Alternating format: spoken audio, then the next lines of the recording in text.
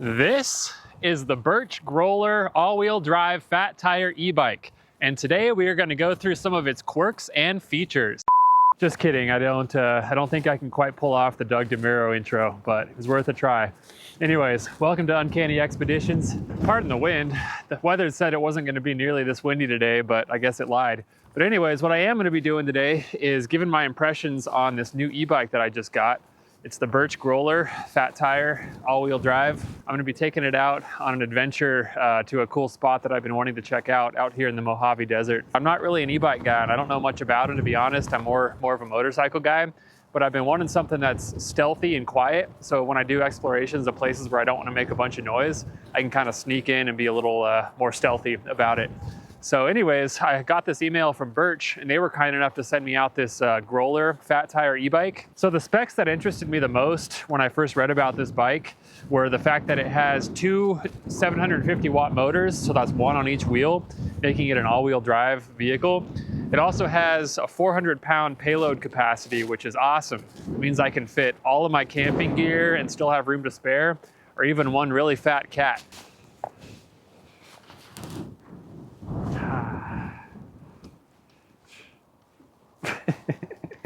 Oh no. Some other notable features are its 1200 watt battery. You have a twist throttle, 31 mile per hour top speed, and that's configurable in the menu. So if you don't want to go that fast, you can bump it down. I think it came from the factory at like 20, 21 or something like that. But I bumped it all the way up to 31 in the menu just to get a little more speed out of it. Of course, you also have these really fat tires that are going to be great for off-roading, I hope. I wish they were maybe a little bit on the knobbier side, but they are really fat, which it's a good sign. I think it's going to be a pretty comfortable ride. As you can see, I've already started getting it muddy, which is what it's built for. So when the guy pulled up in the truck and unloaded this bike, the first thing I noticed was just how absolutely massive it is. I'm 6'2" and I can sit on it comfortably. It's actually great for me, but for smaller riders, it might be a little bit more tough.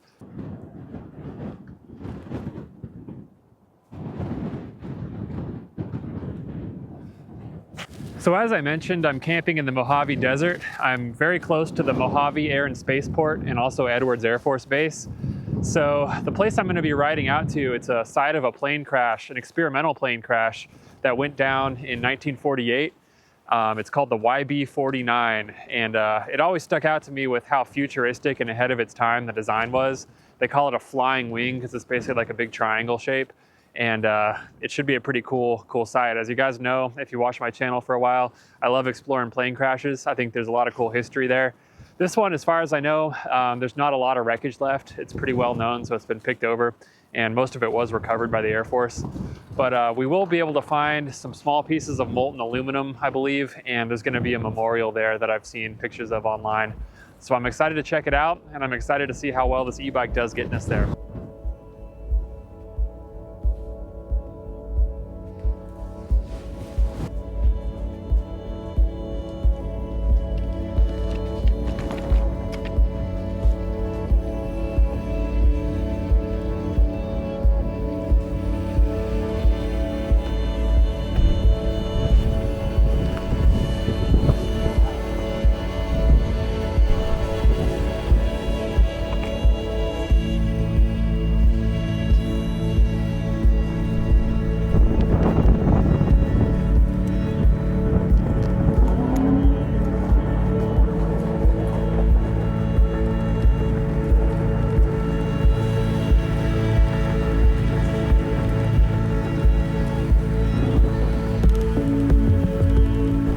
All right, so the campsite is just off Highway 58. We're due east of Mojave, California.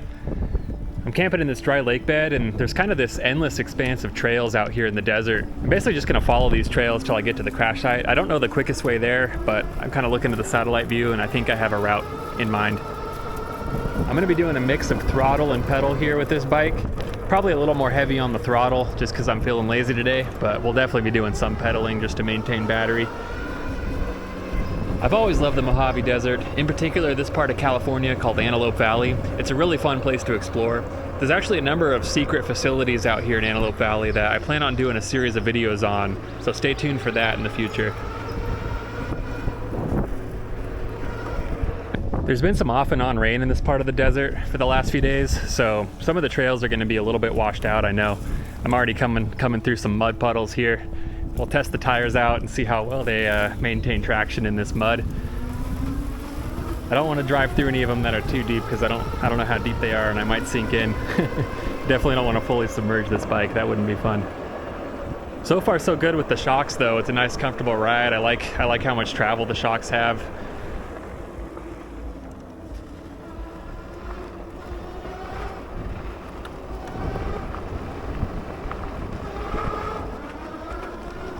One thing I feel like this bike could really use that it doesn't have would be a front fender, because I'm getting mud flying up all over left and right. It's getting kind of crazy here. I have to keep checking my camera lens, make sure it's not caked in mud.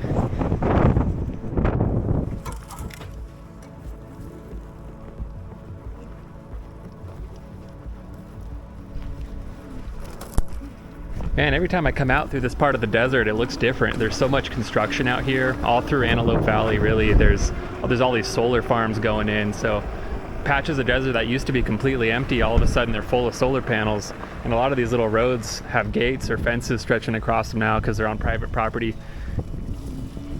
So I'm on the south side of the highway right now. That's Highway 58, but I need to get up to the north side. So just north of the highway is they call it the California Proving Ground. It's like a test track for cars. It's operated by Hyundai Motor Group.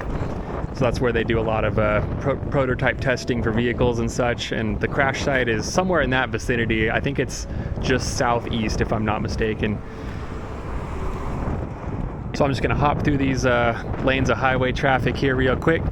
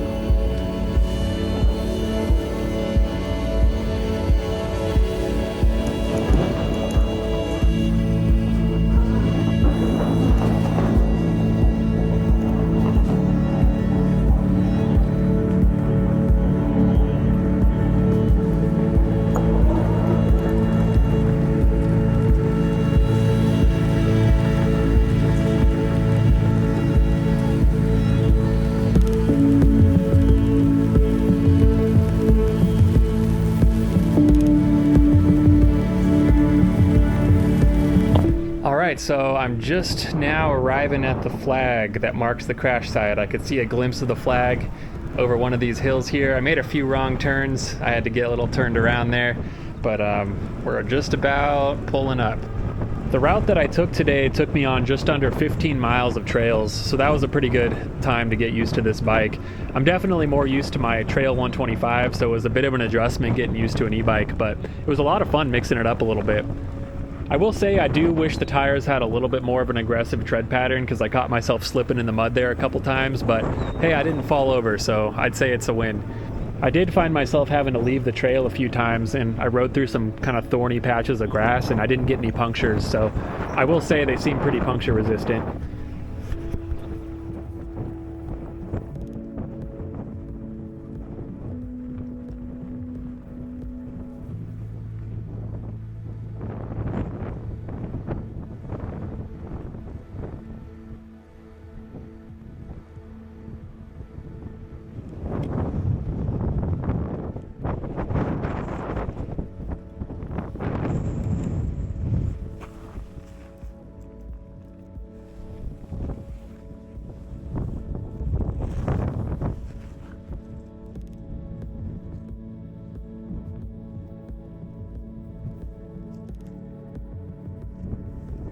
All right, guys, well, after getting turned around a couple times, we finally made it to the crash site. The e-bike handled it like a champ. That was a fun ride, I would say. Definitely handled the terrain well. So let's go ahead and poke around this crash site and see what we can find. Here you can see a small-scale replica of the YB-49 that was installed to commemorate the crash site. This gives you a pretty good look at what the airframe looked like. It's crazy when you look at this plane, you can see how much of an influence the design had on much later aircraft like the B-2 stealth bomber, despite the fact that this prototype plane was designed all the way back in 1947. This plane went down on the morning of June 5th, 1948, right here in this spot, which is just north of Muroc Dry Lake. The co-pilot, Air Force Captain Glenn Edwards, and the other 4 members of the crew were all killed in the crash.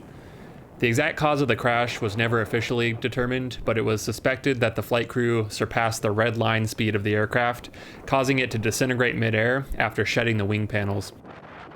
To commemorate Captain Glenn Edwards, Muroc Air Force Base would be renamed to Edwards Air Force Base after this crash. Of course, Edwards Air Force Base has a long history with flight tests and actually administers the infamous Area 51.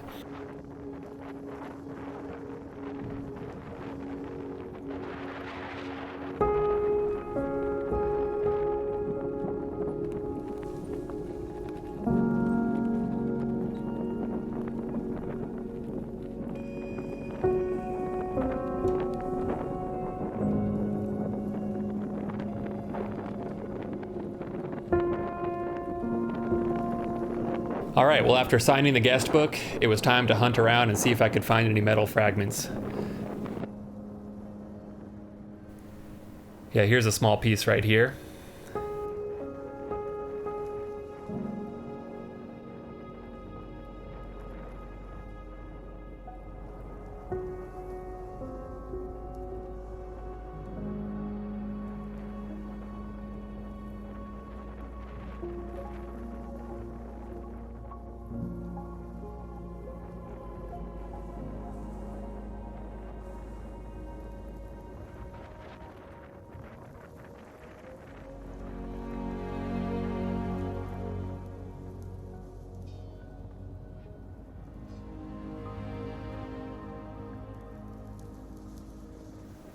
Looking around, there's actually quite a few of them on the ground. All these little gray things that are catching the sunlight, I thought they were rocks at first, but they're actually all small fragments of aluminum.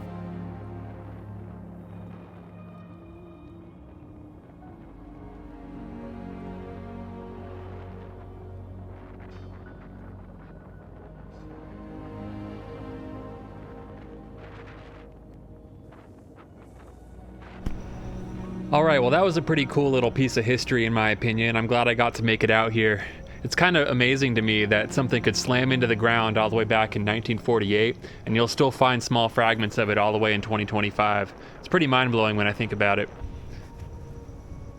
So after I was done checking out the crash site, I made my way back towards my campsite. I decided to take a little bit different route this time. I actually went further south and hit a railroad track that's near Edwards Air Force Base, and I followed the railroad track down to my campsite. I actually did a little bit more pedaling than throttle this time, just because I wanted to conserve battery. Overall, the battery life on this bike was pretty good over the testing that I did over the course of a few days. Overall, I'd say I got about 40 miles per charge on doing mostly throttle, and closer to 80 miles per charge on pedal. It is the perfect time to get some exercise out here. The weather hasn't started getting hot yet, it's still early spring. Give this a couple months and it'd probably be 100 degrees out here, so I wouldn't want to do much pedaling then probably. The one good thing about the wind is it really cleared all the dust out of the air, so I got some great views on my ride today. And after I got back to my campsite, I ended up looking up in the sky and I saw something really cool, so be sure and check this out.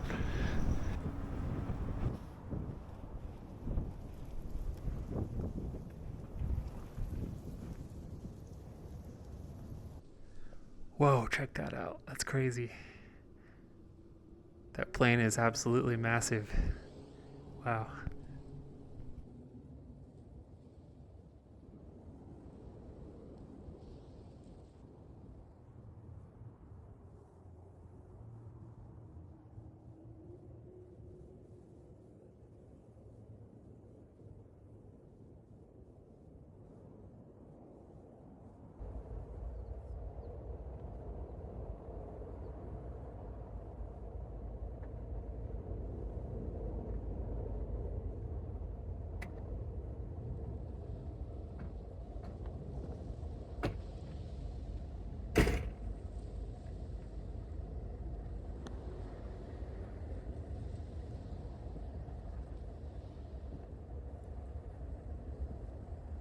All right, guys, well, I'm back at my campsite now. That was a fun little desert excursion. When I was getting everything unpacked, I happened to look up at the sky and I saw this really massive plane just coming right over. I honestly have no idea what it was, but I was able to whip out my phone and get a short video of it. My main camera, the battery was charging, unfortunately. But as soon as I get some better internet service, I'm gonna look it up and see what kind of plane that was. So I'll definitely edit that into this video because it was one of the weirdest, biggest planes I've ever seen. As far as the bike goes, I really actually had a great time riding it. You know, I don't have a lot of experience with e-bikes. I had one smaller e-bike a few years ago that was pedal assist only. This is my first one actually that has a throttle on it.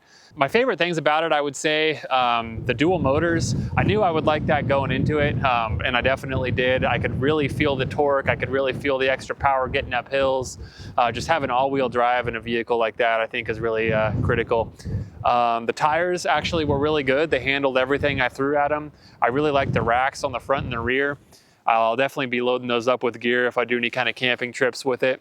They do sell on their website spare batteries, and I'm definitely gonna be picking one of those up because I like having the peace of mind, especially when I'm on longer rides. Well, guys, if this bike appeals to you and you're in the market, definitely use my link and my discount code that I'll put down in the description and in the pinned comment. It'll help out the channel, give me a little kickback.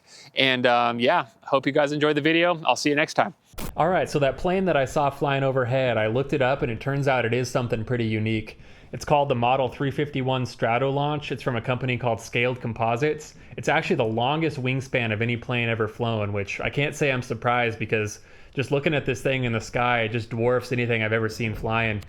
It's meant to carry a 550,000 pound payload, and it can launch a hypersonic vehicle from it. So it's pretty cool to be able to see this flying. I don't think they've done very many test flights of it. They test fly it out here in the Mojave Air and Spaceport. I've heard this place kind of called the civilian version of Area 51, just because they do a lot of civilian flight testing out here. So if you like watching the sky like I do, it's definitely a good place to hang out and you'll see some interesting things. I'd say it was worth the trip out here in the desert just to be able to see this in the sky. All right, guys, on that note, I'm signing off for today's video. Hope you enjoyed it, and I'll see you next time.